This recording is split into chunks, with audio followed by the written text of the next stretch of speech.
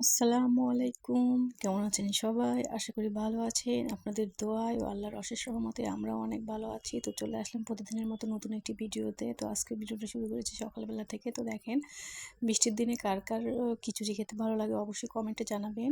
আর আমার তো বৃষ্টির দিন লাগে না, 2-1 দিন পরে পরে খিচুড়ি খেতে খুবই মজা লাগে। তো যাই হোক, এই তো খিচুড়ি রান্না করে ফেলেছি। তো আমি আমার লাইফে ফার্স্ট টাইম আমি রাইস কুকারে খিচুড়ি রান্না করলাম। তো ভালোই হয়েছে।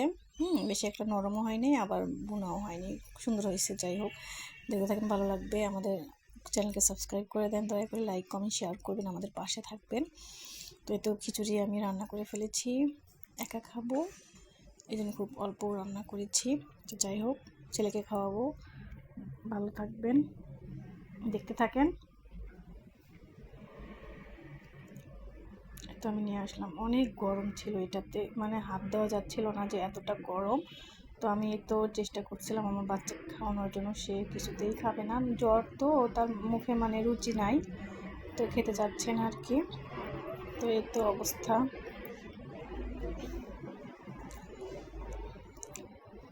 লাইক কমেন্ট শেয়ার করবেন, দয়া করে চ্যানেলকে সাবস্ক্রাইব করে দেন। তো আজকে এ পর্যন্তই, আল্লাহ হাফেজ, ভালো থাকবেন সবাই।